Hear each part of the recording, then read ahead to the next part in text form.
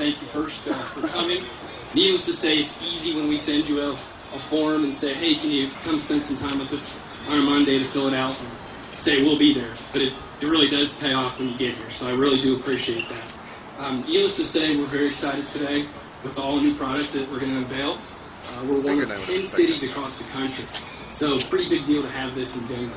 I got to tell you, I really got to thank our team for picking Denver as one of the places. It's a really important product for us. You guys know what we can do with this thing. You know what we've done with it in the past. So far this year, we're up 24% year over year, and Ford is the #1 growth brand in the Denver region. Think about that. Better than Subaru, better than Hyundai, better than anybody. You guys are delivering every single day. Can't tell you how much I appreciate it. This product's just going to add to it. It's going to add to the all-new Super Duty, the Mustang with all new powertrains, the new Fiesta that I know you don't have enough of, they're just coming in. But again, one more strong product that's going to deliver on quality, fuel economy, safety, and technology. It's going to be a huge win for us. Now, I know you didn't come here to listen to me, so I'm going to turn it over to our Vice President of Powertrain Engineering, Barb Samarich. Barb? Thank you. Good morning. Good morning, everyone. Well, thank you for joining us here today as we turn old SUV stereotypes into new SUV possibilities. But before we start talking about this Explorer, I want to extend our thank you at Ford Motor Company to every single one of you. The fantastic results that we were able to announce on Friday, you're obviously an integral part in delivering that, and you're the key touch point with our customer for turning around our brand perception, and we honestly can't thank you enough. But now let's move on to the Explorer. Let me start with just a little bit about the utility segment, and obviously you all are very familiar with this too. It's an important segment. It represents about 25% of the North American market, so about 4 million vehicles a year. But as we all know, over the last few years, customers have been turning away from one of the specific products in that segment. They've been turning away from the full-size and the mid-size SUVs. Now, they've been doing that for a very compelling reason. They don't want to compromise, and they don't want to compromise on fuel economy. So as we did our research, we found that customers still want, and importantly, they still need what an SUV represents. They actually like the imagery that an SUV represents, and they want and need the package flexibility, the cargo carrying flexibility, the towing capability, the people carrying capability. But they were not and will not compromise on fuel.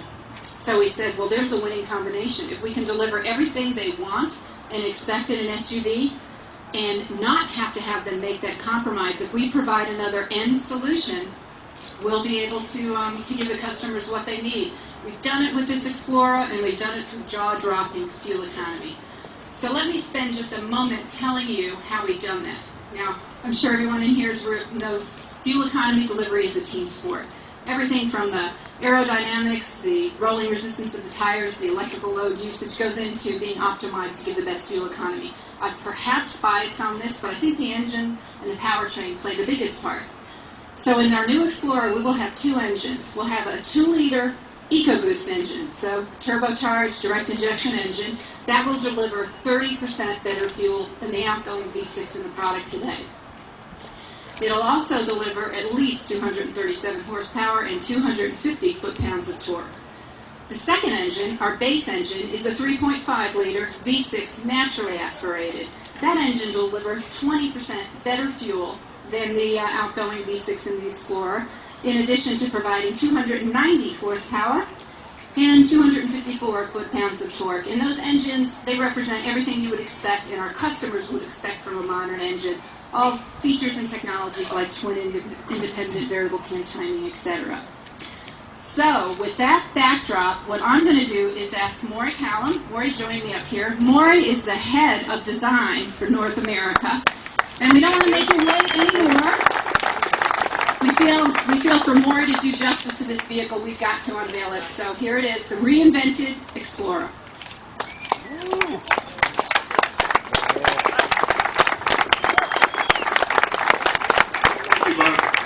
Well, this is it.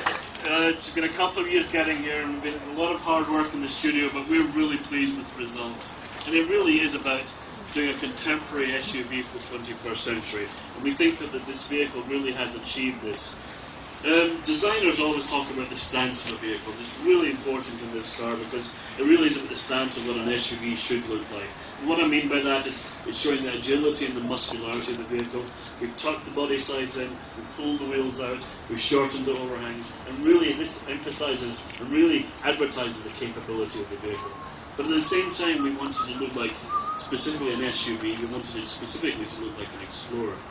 And one of the cues we've used for that is, if you look back at all old Explorers, the C-pillar, the pillar behind the rear door, has always been body colour. So we've accentuated that by actually making all the other pillars black. So it really gives you an accentuation of that signature Explorer feel. So we really think this is a real visual signature which says this is Explorer, but at the same time, all new. And then if you look at the car generally, the black lowers really raise the visual centre of gravity up against advertising capability.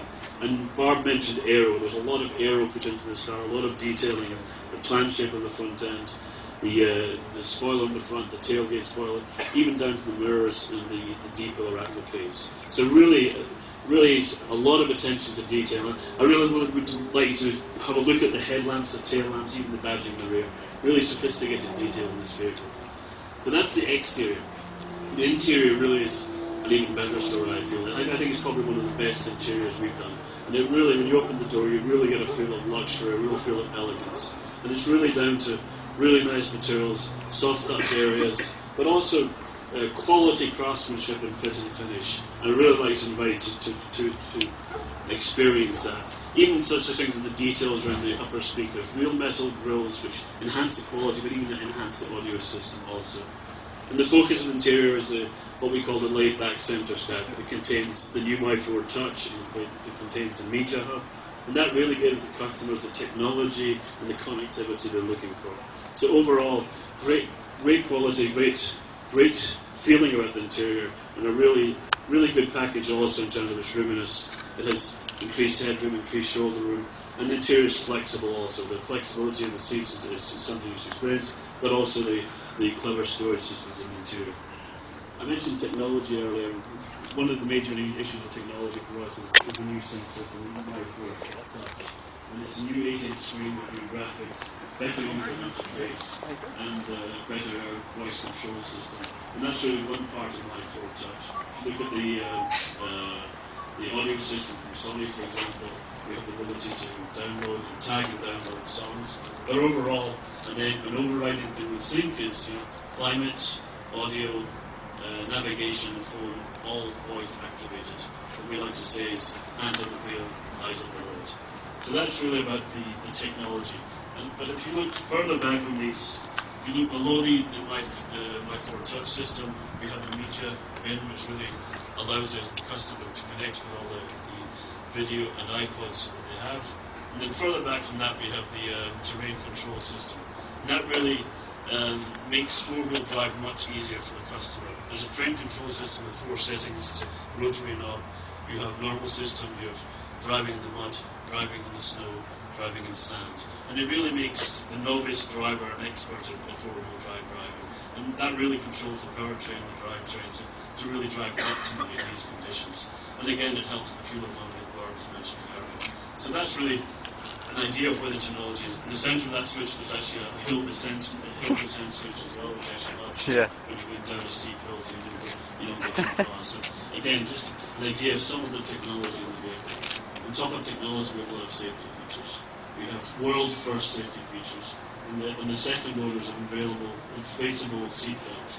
And this is a world first, and it's really helpful for kids and older people to really reduce head, neck, and chest injuries. The seatbelt inflates in an excellent